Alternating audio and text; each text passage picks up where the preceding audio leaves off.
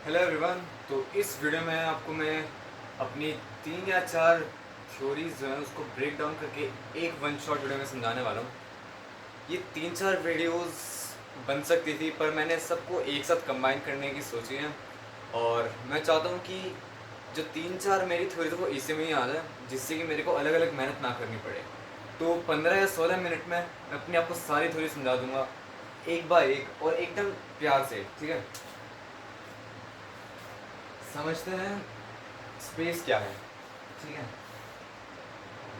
हम सबको पता है हमारी अर्थ है। एक पॉइंट मान लेते हैं, ये जो है हमारी अर्थ, इसके कोई चक्कर काट रहा है, वो है हमारा मून। राइट। अब अर्थ जो है वो भी किसी का ऑर्बिट कर रहा है। राइट, वो भी किसी का चक्कर काट रही है, वो है सन। अभी एक प्लेनेट हुआ, ऐसे और भी प्लेनेट है हमारे सोलर सिस्टम में। ऐसे बन के एक सोलर सिस्टम बन जाता है। एक स्टार के आसपास जो प्लेनेट चक्कर काटते हैं एक सोलर सिस्टम बन जाता है। राइट। ये अब जो हमारा स्टार है, ये हमारा सन, ये भी किसी को ऑर्बिट कर रहा है। क्या आपको पता है किसको ऑर्बिट कर रहा है?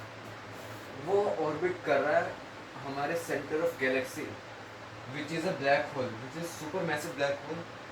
It is called Sagittarius A, if I am spelling it right. Sagittarius A. और ये एकदम हमारी गैलेक्सी का सेंटर है। इसके आसपास बहुत सारी चीज़ें, बहुत सारे इंटरस्टेलर मैटर है और ऐसे ही सैकड़ों, मतलब अरबों, बहुत सारे सोलर सिस्टम से, बहुत सारे स्टार्स हैं एक गैलेक्सी के अंदर। अब ये तो बन गई एक गैलेक्सी जो कि है मिल्की वे गैलेक्सी। ऐसे ही कई सारी गैलेक्सीज हैं। ये बन गई हमारी मिल्की वे गैलेक्सी, ये बन गई एंड्रोमेडा गैलेक्सी। ऐसे बहुत सारी गैलेक्सीज हैं, बहुत सारी गैलेक्सी है। पर अब ये भी तो किसी के चक्कर काट रही होंगी? नहीं, ये किसी के चक्कर नहीं काट रही, बल्कि ये स्टिच्ड है एक जगह पर और बनाती है एक क्लस्टर। वो कैसे? ये किससे स्टिच्ड है?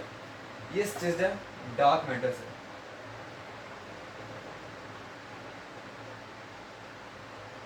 भाई डार्क मैटर आया कहाँ से और ये होता क्या है, मैं सब समझाऊंगा। डार्क मैटर आता है डार्क एनर्जी से।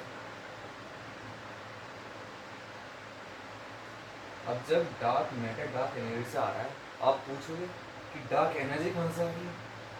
ये आती है क्वांटम फ्लक्चुएशन से।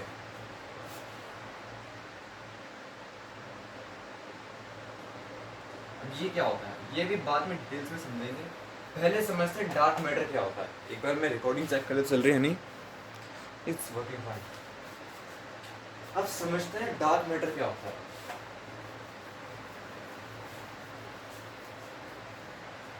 हम सबको पता है हमारे आसपास जो भी चीज़ें वो मैटर है।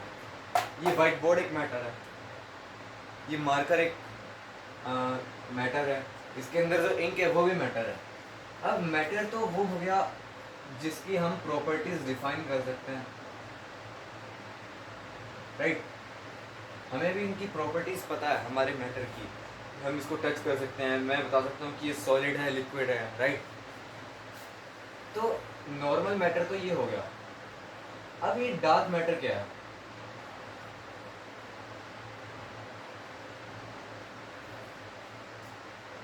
It is a type of anti matter. Anti matter क्या होता है? जिस तरह का मैटर अभी हमने डिस्कवर नहीं किया। ये जो डार्क मैटर है इसको ना हम देख सकते हैं ना हम टच कर सकते हैं।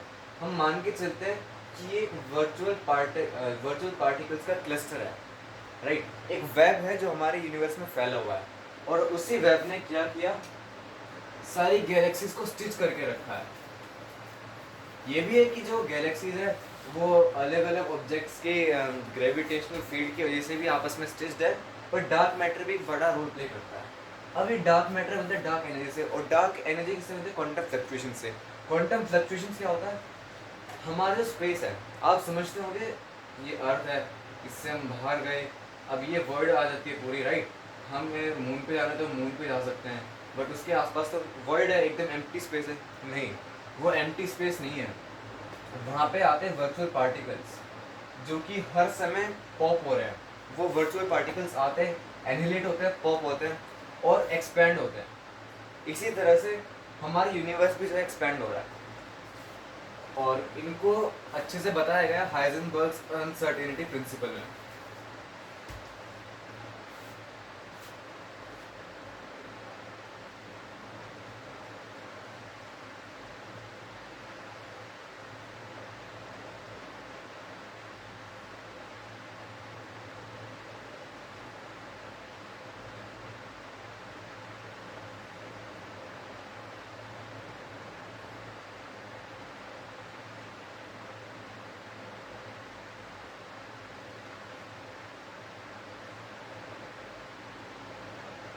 Uncertainty principle, right.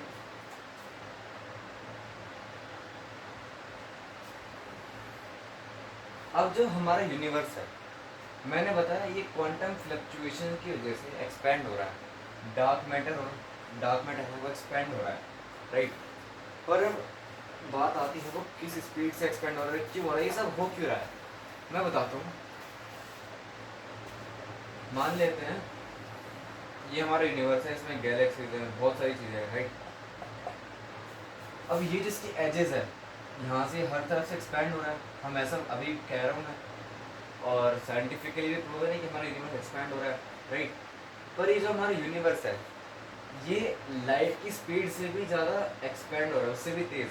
हम मानते हैं हमारे यूनिवर्स के अंदर लाइट की स्पीड से तेज़ कोई चीज़ नहीं है, पर जो स्पीड है हमारे यूनिवर्स के एक्सपेंशन की वो लाइट की स्पीड से भी तेज़ है। कैसे, अभी थ्योरेटिकली समझते हैं, मैं मैथमेटिकली भी ड्राइव करूँगा। अब मान लेते हैं यहाँ से कोई ऑब्जेक्ट है, ठीक है, सब कुछ नॉर्मल चल रहा है, पर वो आ जाता है किसी ना किसी तरह से इस पॉइंट पे। अभी तो यहाँ पे टाइम नॉर्मल है, ठीक है, टाइम की बात बाद में करते हैं। हम यहाँ पे आ गए, यहाँ से भी यूनिवर्स एक्सपैंड नहीं हुआ, ठीक है। तो हम मान के चल सकते हैं कि जो लाइट है वो यहाँ से टकराएगी भी नहीं, मतलब जो भी यहाँ की लाइट है वो हम तक, अर्थ तक वापस नहीं आएगी, अर्थ तक या फिर कहाँ पे भी वो वापस नहीं आ सकती। क्यों? वो एक लिमिट होती है, इसको बोलते हैं कॉस्मिक होराइजन लिमिट।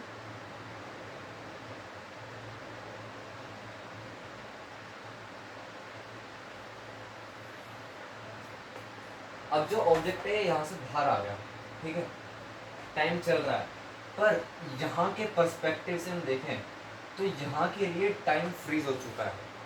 कैसे? क्योंकि अगर लाइट की स्पीड है वो भी यहाँ तक आ रही है, उस पर भी लिमिट लग जा रही है, हम उससे भी तेज आके यहाँ पे आ रहे हैं और यहाँ से टाइम स्टॉप हो जा रहा है। ये मेरी थ्योरी का कहना है। अब ये हो कैसा रहा है, ये समझते हैं।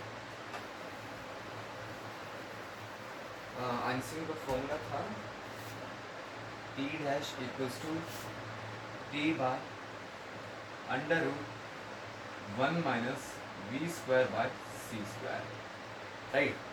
जहाँ पे T डैश है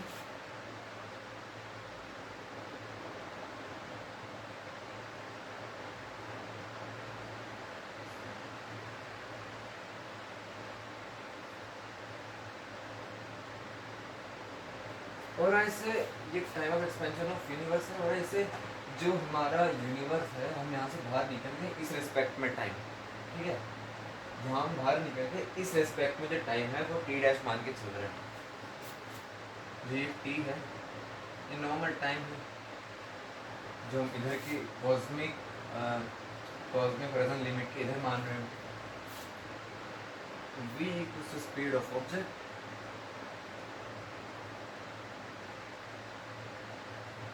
and c equals to speed of light, ठीक है। अब मैंने बोला ये लाइट की स्पीड से भी ऑब्जेक्ट तेज आ रहा है, तो अगर हम मान लें कि v इक्वल्स टू c, तो ये इक्वेशन तो यहीं पे रुक जा रही है, तो यहीं पे ब्रेक डाउन हो जा रही है। कैसे? अगर v c के बराबर है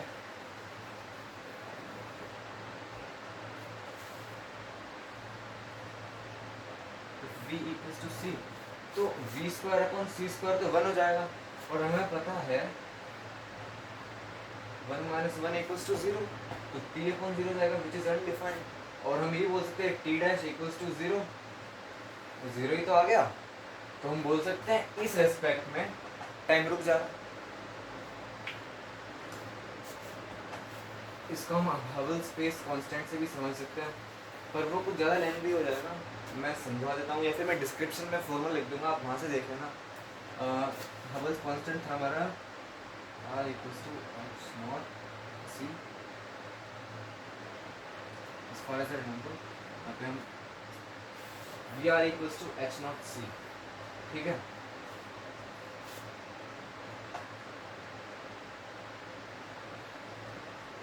ये इतना आ गया। अब हमने माना VC के बराबर है तो 0 आ रहा है, और हम इस अपनी इक्वेशन में पुट कर देंगे तो सेम ही चीज़ आ रही है ना, वो हो जाएगा H not C square by H not V square by C square, वो भी 0 आ जाएगा डिनोमिनेटर में, तो तब भी उसके रिस्पेक्ट में टाइम स्टॉप हो जाएगा। अब हम एक बात करते हैं, यूनिवर्स तो ठीक है, यूनिवर्स स्टार्ट कैसे हुआ, एक और थ्योरी मेरी कि हमारा यूनिवर्स एंड कैसे होगा। हमें पता है 2 स्टार्स थे,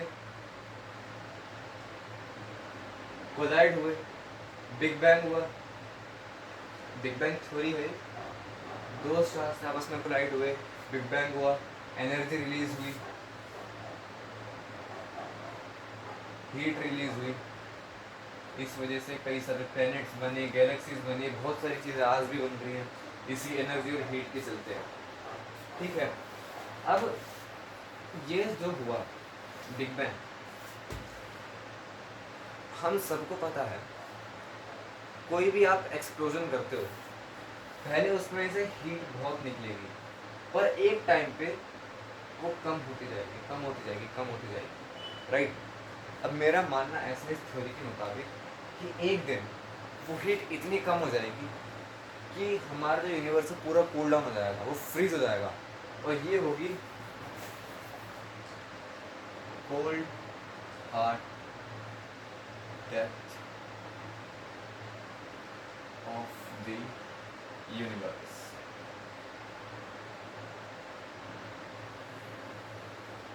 This was another theory that I explained. अब एक और चीज भी हो सकती है, क्या पता यूनिवर्स कूल डाउन ना हो रहा, क्या पता एनर्जी इतनी रिलीज हो रही हो और हीट इतनी रिलीज हो रही हो कि एक टाइम पे आके यूनिवर्स फट जाए, बूम, सब कुछ फट गया, सारे स्टार्स एक्सप्लोड हो गए, गैलेक्सी स्ट्रेच हो गई, सारी की सारी फट गई, फिर क्या, वो भी एक यूनिवर्स की डेथ ही मान सकते हैं हम।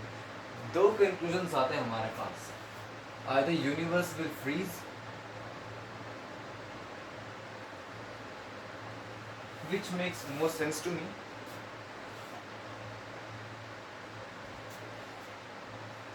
or universe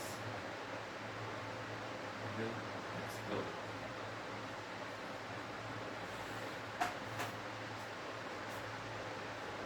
These 2 conclusions we have from the theory of Big Bang.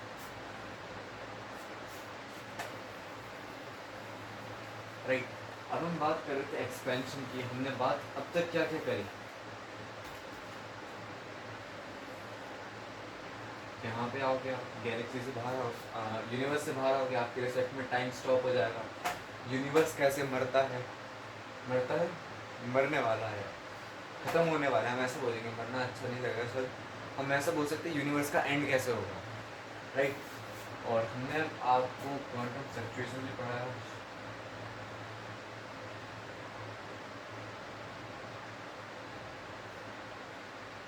अब एक चीज़ है, अ पार्ट ऑफ द विम्प वॉर्टेक्स थ्योरी जो मैंने इस चैनल पे पहले भी डाल रखी है 1 साल पहले, बड़े अजीब सी एक्सेंट में, तब मेरे को शौक चला था इंग्लिश बोलने का बहुत ज़्यादा। द विम्प वॉर्टेक्स थ्योरी, इसको मैं डिटेल में नहीं समझाऊंगा क्योंकि उस वाली वीडियो में मैंने बड़े प्यार में बना रखा उसे, बड़ी एक्सेंट बड़ी अजीब सी उसमें। द विम्प वॉर्टेक्स थ्योरी, अब ये क्या है, ये सब भूल जाओ, इसका नाम क्या है, विम्प क्या है, वॉर्टेक्स क्या, ये सब छोड़ दो, ठीक है। विम्प वैसे इसकी फुल फॉर्म होती है weakly interactive massive particles, it is linked to quantum fluctuations as well, ठीक है, इसके बारे में बाद में बात करते हैं। अब ब्लैक होल बनता कैसे है, एक स्टार है, राइट। अब जो स्टार है वो एक्टिव कैसे रहता है, इसके अंदर न्यूक्लियर फ्यूजन होता रहता है।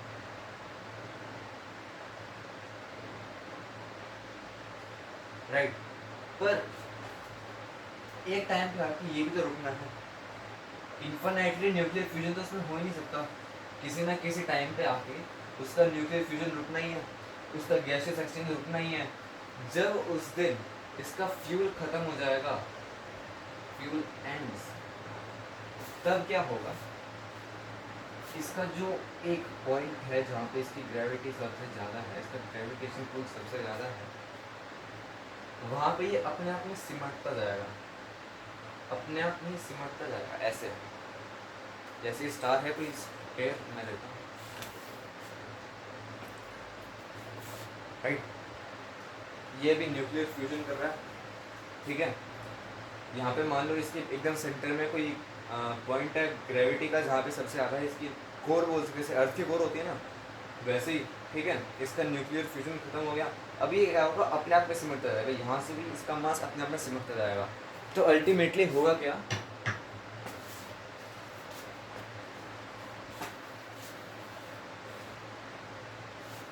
अपने आप में सिमटेगा।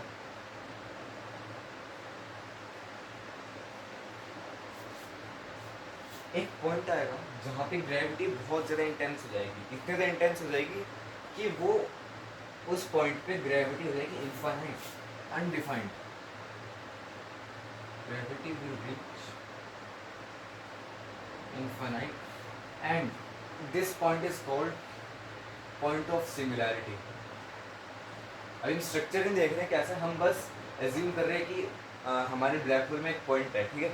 हमारे जो स्टार था, जिस ब्लैक होल में बनेगी जो स्टार था, उसमें एक पॉइंट है जहाँ पे ग्रेविटी इनफाइनाइट है, उसका नाम हो गया पॉइंट ऑफ सिंगुलैरिटी। अब होगा क्या, ग्रेविटी बहुत ज़्यादा है, ग्रेविटेशनल पुल बहुत ज़्यादा है, इसका एक स्ट्रक्चर ऐसा फॉर्म हो जाता है। मैं ये समझाने नहीं बैठूंगा कि इसका स्ट्रक्चर ऐसा ही क्यों फॉर्म होता है, क्योंकि फिर वीडियो बहुत मिलेगा और ये आउट ऑफ कॉन्सेप्ट भी चला जाएगा जो मैं समझाना चाह रहा हूँ। इससे मैं बस बेसिक बताना चाह रहा हूँ कि ब्लैक होल फॉर्म कैसा होता है, क्योंकि मोस्टली लोगों को पता ही नहीं कैसा होता, ठीक है। ऐसे कुछ ब्लैक होल बन जाता है हमारा। अब ये जो इसके आसपास जो भी है ना, ये नॉर्मल मैटर है, नॉर्मल मैटर जो कि इसके आसपास भटक रहा है, इसके आसपास चल रहा है, और उसके ऊपर इतनी ज़्यादा हीट है कि वो ग्लो कर रहा है, इट इज़ ग्लोइंग। और ये जो साइड में डिस्क जैसा दिख रहा है ना, ऐसा जैसे सैटर्न में होता है, सैटर्न कैसा होता है, किस टाइप का होता है, इसकी वो होती है रिंग, ऐसे जो इसकी भी रिंग है ना, इसको बोलते हैं एक्रीशन डिस्क।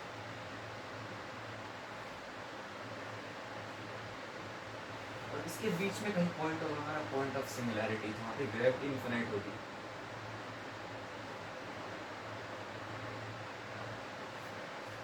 अब हमने देखा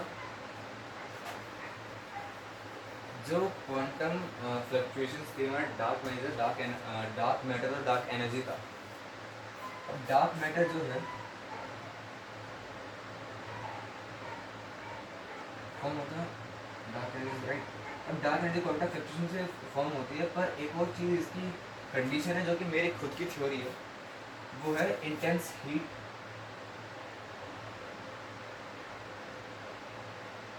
और एनर्जी, ठीक है, और ग्रेविटेशन,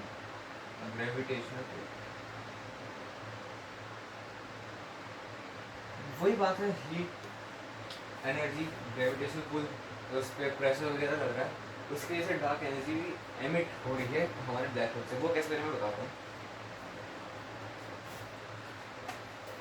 मैंने बताया क्वांटम फ्लक्चुएशन होती है, छोटे छोटे पार्टिकल रहते हैं, वर्चुअल पार्टिकल्स रहते हैं जो हमें दिखते नहीं है, हर सेकंड वो आते रहते हैं, अपीयर होते हैं, वो चले जाते हैं वापस, राइट। जब वो अपीयर होते हैं वो पॉप होकर चले जाते हैं, इसकी वजह से पॉप होने की वजह से ये और ज़्यादा फैल जाता है, फिर और ज़्यादा फैल होता है, वो डेंस होता रहता है, ठीक है। अब जो ये जब भी ये पॉप हो रहा है, इसमें से निकल रही है एनर्जी, जब भी पॉप हो रहा है वो निकल रही है energy, and that energy is called dark energy. Part of my theory, that energy is dark energy, right. और उस डार्क एनर्जी की वजह से फॉर्म हो रहा है डार्क मैटर। जो वर्चुअल पार्टिकल्स हैं वही फॉर्म कर रहे हैं डार्क एनर्जी, डार्क मैटर, ठीक है। अब ये जो इसमें से हल्की सी एनर्जी निकलती है, ये मैं सोचना बहुत ज़्यादा है, पर ये हल्की सी है, पर एक पॉइंट पे छोटी सी। और डार्क एनर्जी इसमें बहुत ज़्यादा फॉर्म नहीं हो रही, बहुत कम, एकदम माइन्यूट अमाउंट ऑफ फॉर्म हो रही है, ठीक है। अब ये जो हमारा ब्लैक होल है, इसके आसपास बहुत हीट है, राइट, बहुत ज़्यादा ग्रेविटेशनल पुल है, ठीक है। तो होता क्या है, अगर हम यहाँ पे कोई भी मैटर है, जैसे कुछ भी मान लो, एक बॉक्स, ठीक है, एक बॉक्स ले आए, होगा क्या, इसके पास आएगा, हमने सुना है कि ये स्ट्रेच होता है, स्ट्रेच होगा, ठीक है। उसके बाद हुआ क्या, ये नॉर्मल मैटर से डार्क मैटर में चेंज हो जाएगा। This is the win vortex theory, और इसको डिटेल में समझने के लिए आप मेरी पहले वीडियो देख सकते हो, इस चैनल पे डायरेक्ट किया है। सो यही था आज की वीडियो में, और मेरे को लग रहा है कि अभी भी बहुत सारी कमी रह गई है, आप लोगों के माइंड में कई सारे क्वेश्चंस होंगे, जो भी होंगे मेरे को बता देना, कमेंट्स में ऑन रखता हूँ हमेशा, राइट। और थ्योरीज ला रहा हूँ मैं, बहुत सारी चीज़ों पे काम कर रहा हूँ, कई सारी क्यूरियोसिटी है मेरी, कई सारे क्वेश्चंस हैं मेरे, और कई सारे टॉपिक्स में से क्यूरियस हूँ मैं। ऑप्टिक्स में भी बड़ा मेरा इंटरेस्ट है। I will keep uploading my theories, till then take care, bye bye.